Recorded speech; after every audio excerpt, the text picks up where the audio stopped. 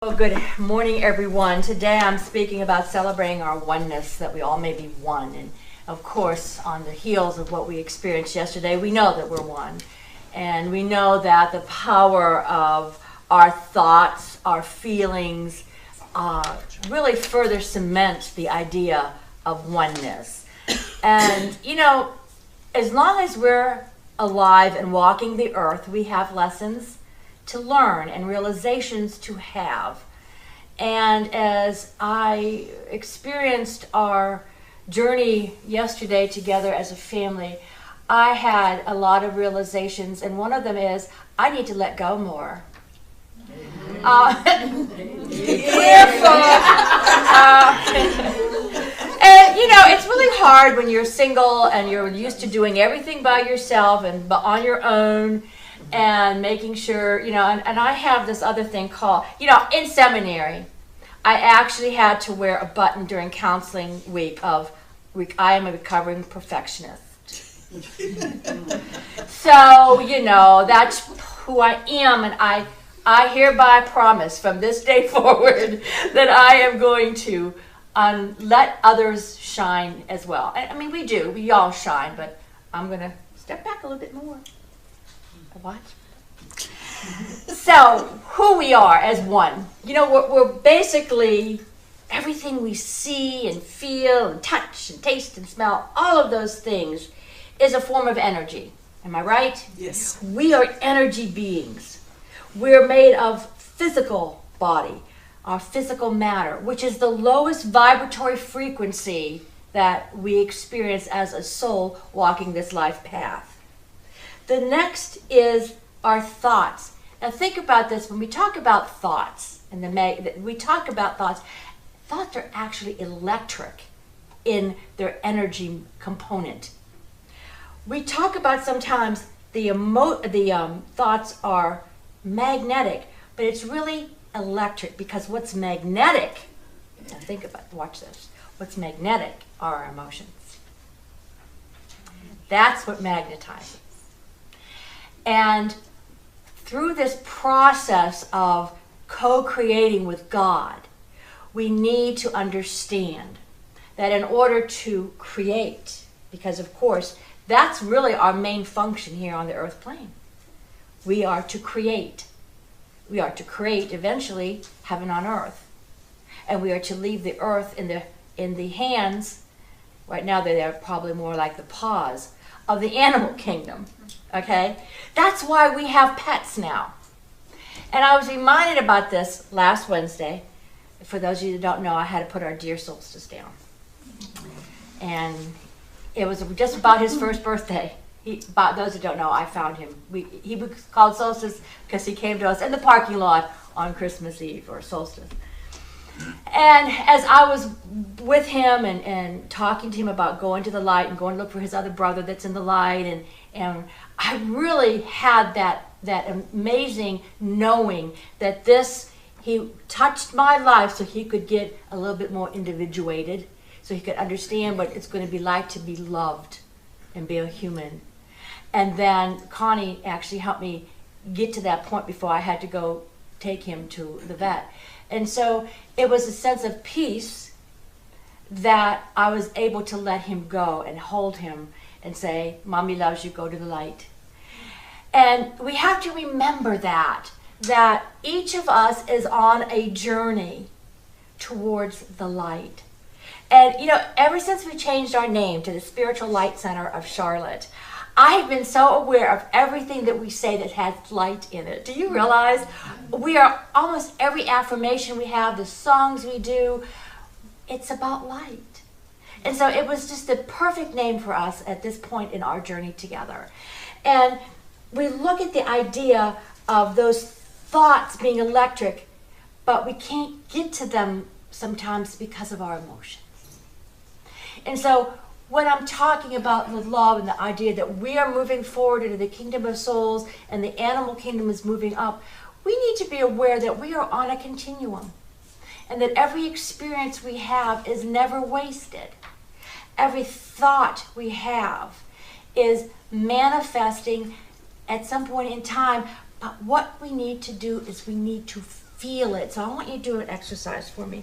Those of you that were there yesterday, I want you to feel what you were feeling. That love. And those of you that have had experience of sharing in such an unconditional way, feel it. Just breathe it in, that love, that caring, that feeling of when you serve, when you give unconditionally to another sentient being. How does that feel? Now I want you to give that feeling a symbol. And I want you to put the symbol in the palm of your right hand. And I want you to take your right hand and put it to your solar plexus, which is part of our feeling nature. Breathe it in. Really feel it. Now bring it up to your heart. I love and I care. I love and I care. I love and I care. Now, just take a breath. Put your hand down. Now I want you to think about things that you want to do with your life. And that feeling that you just had, feel the thought. Those thoughts of serving, of giving, of joy. If you can use that when you are manifesting or asking the universe, this I would have, this I would, this is where you need. This is the seed of manifestation. Open your eyes and take a breath.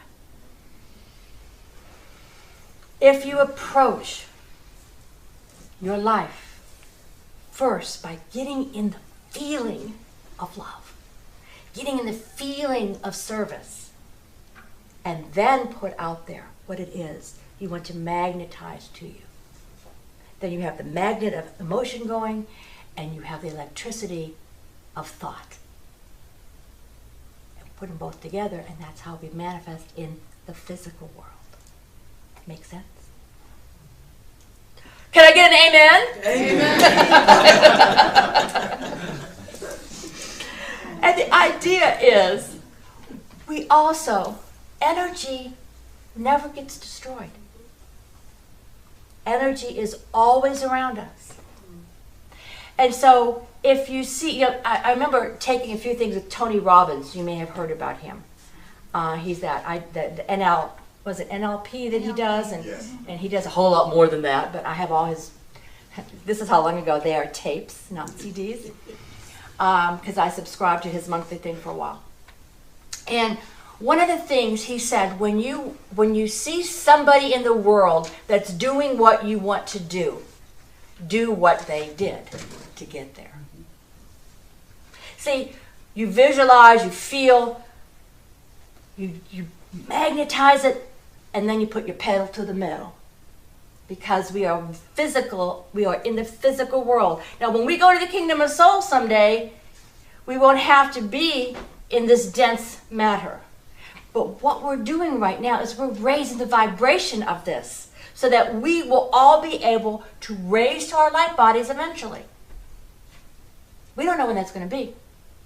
But the more we practice it, the more we feel the light, and the more that we are the light and the love of the universe, then we keep raising the vibratory frequency so that we are actually speeding towards the light, to the oneness with the all that is. And when we get together how we did yesterday and how we do on Sundays and how we do when we're having classes, when you get together as a group and all have a single-minded intent, and then you give it and you feel it and you become it, that is how you manifest. And I want you to think about that as you go throughout your day. You know, I can't believe that January is over either. January is the time when you plant those seeds into the universe, and this is what I would manifest this year. This is what I would have as my experience this year.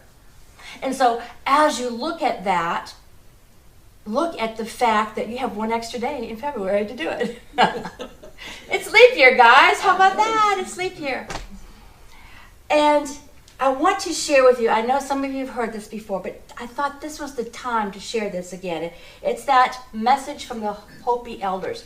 And I want you to really listen to this and think about how it, even though it was given years ago, it is still so important right now in this moment. We have been telling the people that this is the 11th hour. Now you must go back and tell the people that this is the hour. And there are things to be considered. Where are you living? What are you doing? What are your relationships? Are you in the right relationship? Where is your water? Know your garden. It is time to speak your truth. Create your community. Be good to each other. And do not look outside of yourself for the leader. This could be a good time. There is a river flowing now very fast. It is so great and swift that there are those who will be afraid. They will try to hold on to the shore. They will feel they're being torn apart and they will suffer greatly. No, the river has its destination. The elders say we must let go of the shore and push off and into the river. So keep your eyes open and your heads above the water. See who is in there with you and celebrate, I would add, and co-create. At this time in history, we are to take nothing personally, least of all ourselves. For the moment that we do, our spiritual growth and journey comes to a halt. The time of the lone wolf is over. Gather yourselves. Banish the word struggle from your attitude and your vocabulary. All that you do now must be done in a sacred manner and in celebration. We are the ones we've been waiting for. Profound. And as I had prepared this talk at the beginning of the month, and I went back over and read it this morning. I went, okay, yeah, I must be a little psychic to know, what today's message even was, with the oneness and the beautiful song that you did and what we've just experienced together. And so the idea of doing what I was talking about earlier was doing your inner work, giving fertilizer to the ground of your spirit, and then coming up with an action plan. What action are you going to do? Remember that you can do the wishing and the hoping and the asking and the praying, but you got to put your pedal to the metal. You got to go out and use your two little feet and your little mouth and your little hands to write or your little hands to type. If you want a job, you got to get your resume out, right? Yeah. Okay? So as we think about what we want to manifest, not only for the center, but for yourselves, what is the next step? Now, we put our intention. This is one part of creating. We do the intention, we do the visualization, we feel it, we magnetize it to us. There's the second part to manifestation. What is it? Allow and let God. See, we can say this is what we want, but who knows what God has in store for us? Mm-hmm. Who knows? If someone had told me 30 years ago when I was a young chick in New York going to Studio 54 that night and to the 7th Avenue Design House in the day, I would have said, you're crazy. Me, a minister? No, I'm going to win the Coty Award and be a world famous fashion designer. That was what I went to New York to be. We never know what is our next step. We know what we would like. We know that what we want to manifest as satisfaction, shall we say, and fulfillment. So you put that, but what do we do afterwards? This or something better. Allowing God to pour forth the incredible abundance and prosperity that is already ours. That's why it's important to feel what you want, to see what you want, to affirm what you want. Because at that moment in time, that's your reality of what you want to create.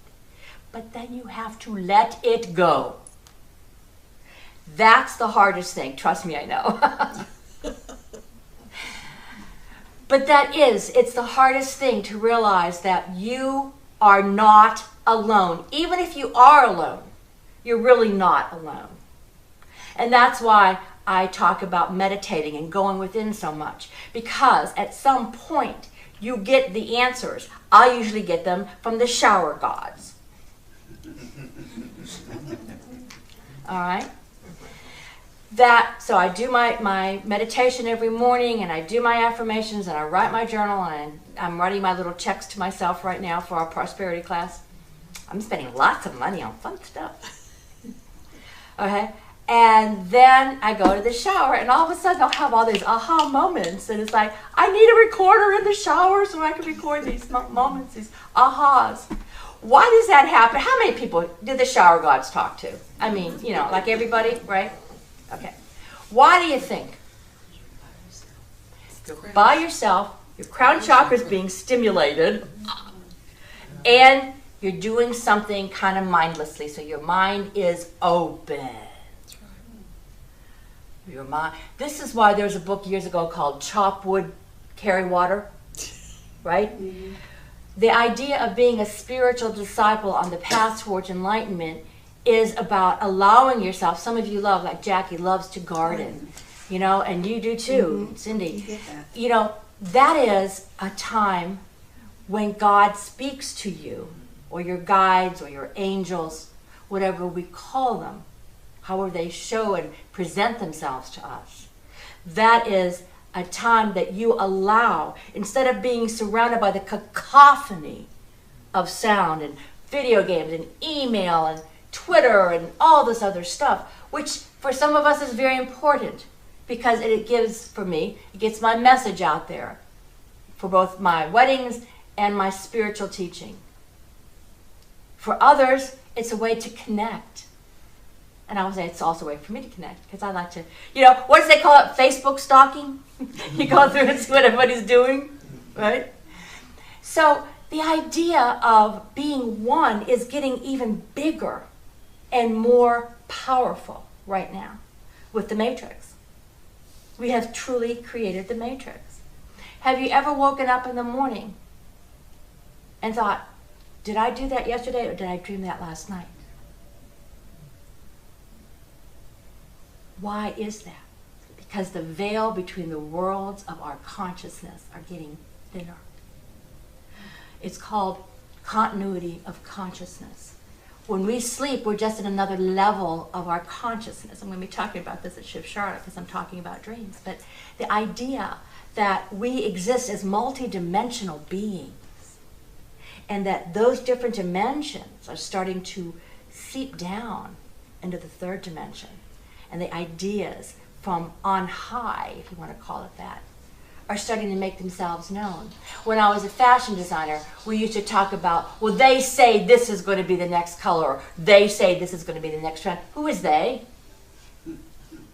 The collective unconscious and the collective consciousness. I was not the only one who thought green was coming in the 80s. Now, Jacqueline Smith didn't like it, so we didn't do it on her line, but then I was called into the president of Kmart's office and said, why don't we have green? And I said, here's the memo. Because nobody said we could sell green.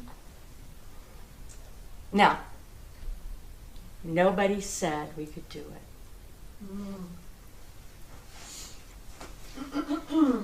And yet it was everywhere. So as we continue to grow the spiritual family, there is a difference between, and I've been told this recently, between being realistic and letting go and having faith that things are going to happen. I have an amazing amount of faith in you. This is going to happen.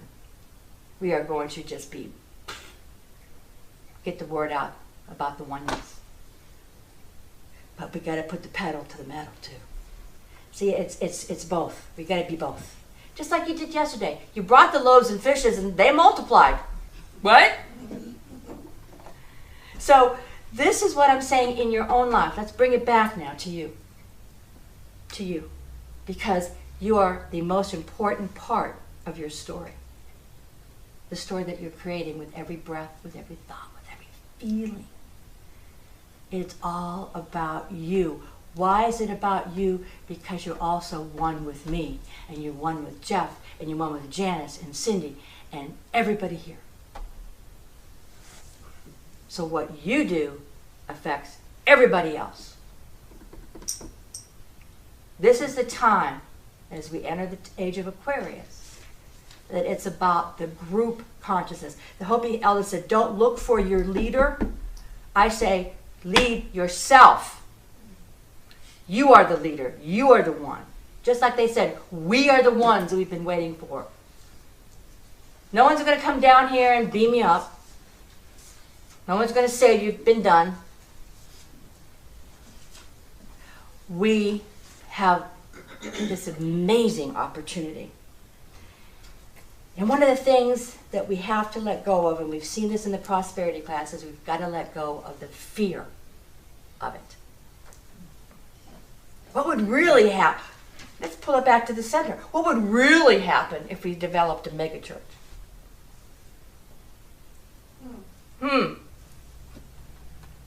Do you want that? No. What I want is to let more people know what's going on in the world of spirit. What our next step is. But I'd like to know most of your names so I can call you out. Huh, George? I always pick on George. But it's about the idea that we need to be brave enough to stand in the truth of our light.